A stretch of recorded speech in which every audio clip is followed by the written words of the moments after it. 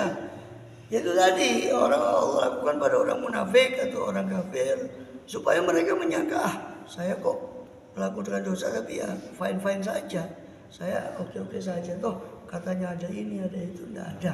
Nah, itu bisa jadi itu bentuk istidraj. Istidraj itu kan secara bahasa artinya menarik perlahan-lahan, narik secara pelan-pelan, itu namanya istidraj. Jadi orang umpama naudzubillah, karena sumber dosa itu kan 3. Ya, sumber dosa itu 3, yaitu setan, kemudian nafsu, kemudian istidraj dari Allah.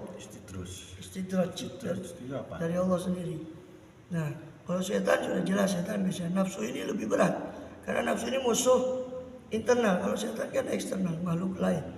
Nafsu itu kan nafsu kita sendiri. Musuh yang di dalam itu lebih bahaya daripada musuh luar, karena dia lebih ngerti dari kita, lebih ngerti apa yang tabiat kita, nafsu itu.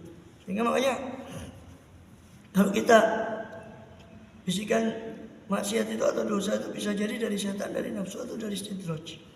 Kalau setan itu, kalau orang ada bisikan untuk berbuat dosa, terus dia tawur, dia baca auzubillahi minasyaitonir, minta perlindungan pada Allah Ta'ala, terus hilang bisikan itu, maka kita ketahui itu dari setan.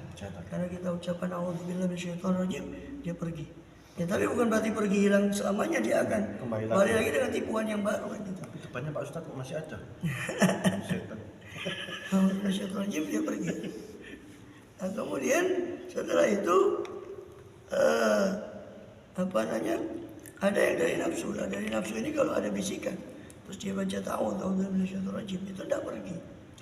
Tetap bisikan itu ada. Berarti ini kemungkinan dari nafsu atau dari istidraj.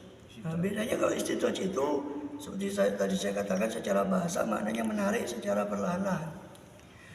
Secara istilah, istidraj itu Allah menarik atau memberikan suatu orang bahasa kita kan dilulu, orang itu dimanjakan dengan kenyamanan, seolah-olah dia merasa saya berbuat dosa tapi saya tetap tenang-tenang saja, tetap tidak ada.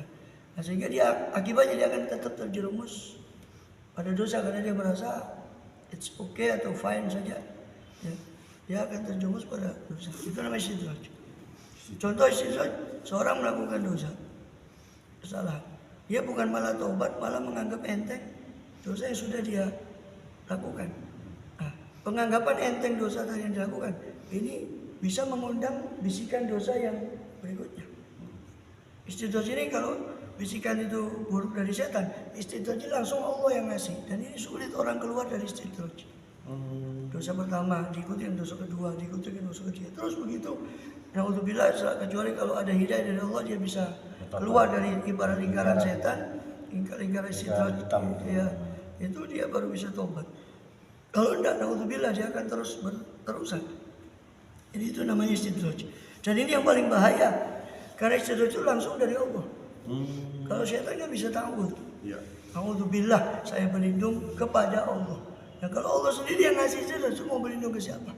Ya tetap berlindung ke Allah. Tapi kalau dia merasa atau Allah ngasih hidayah, dia akan terasa, nggak boleh, saya sudah terjebak pada ini, dia akan sadar.